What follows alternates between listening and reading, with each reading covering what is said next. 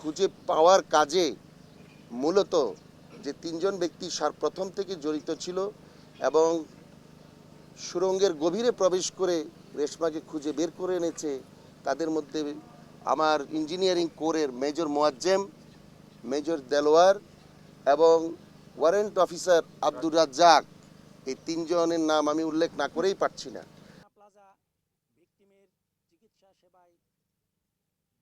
উনি ক্লান্ত এবং পরিশ্রান্ত, আবেগ আপ্লুত এবং স্ট্রেসফুল। তার শরীরে পানি শূন্যতা ছিল মাঝারি ধরনের, রক্তে লবণের ঘাটতি ছিল এবং কিডনির কাজ প্রায় ৪৫ ভাগের নিচে নেমে এসেছিল।